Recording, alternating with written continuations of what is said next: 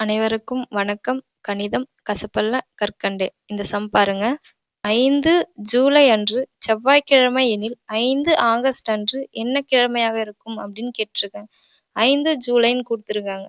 நமக்கு ஜூலை மந்த்ல எத்தனை நாள்? 30 டேஸா 31 டேஸா? நமக்கு ஜூலைல 31 டேஸ் வரும்.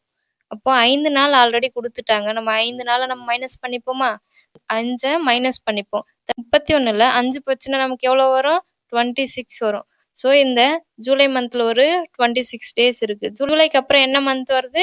ஆகஸ்ட் மந்த் வருது. ஆகஸ்ட்ல எத்தனை குடுத்துருக்காங்க? 5 நாள் குடுத்துருக்காங்க. அப்போ 26ம் 5 ஆட் பண்ணுமா நமக்கு என்ன வரும்? 31 வரும். இப்போ இந்த 31 அப்படின்றது என்னன்னா, இந்த ஜூலை 5க்கும் ஆகஸ்ட் 5க்கும் இடையில நமக்கு எத்தனை நாள் இருக்குன்னா 31 நாள் இருக்கு. இந்த 31 நம்ம 7ஆல டிவைட் பண்ணோம்னா நமக்கு என்ன கிடைக்கும்னா, மொத்தமா எத்தனை வாரம் முடிஞ்சிருக்கு, ரிமைனிங் எத்தனை நாள் இருக்குன்றது நமக்கு கிடைச்சிரும். இப்ப 7 நம்ம 31ல எத்தனை 7 இருக்கு? 4 28. ரிமைனிங் நமக்கு என்ன கிடைக்கும்? 3 கிடைக்கும். இப்போ நமக்கு ரிமைனிங் 3 கிடைச்சிருக்கு. 4 வாரம் ஃபுல்லா கம்ப்ளீட் ஆயிட்டு ரிமைனிங் 3 கிடைச்சிருக்கு. இப்போ இத எப்படி எழுதுவோம்? 0ல எழுதிப்போமா? 0, 1, 2, 3. இப்போ 0ன்றது என்னது? குடுத்திருக்க கிழமை.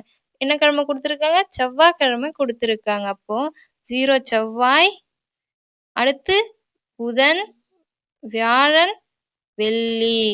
நமக்கு என்ன கிழமை கிடைச்சிருக்கு? வெள்ளிக்கிழமை கிடைச்சிருக்கு. ஜூலை 5க்கு செவ்வாய்க்கிழமைனா ஆகஸ்ட் 5க்கு என்ன கிழமையா இருக்கு? வெள்ளிக்கிழமையா இருக்கு. வெள்ளிக்கிழமை தான் நமக்கான ஆன்சர்.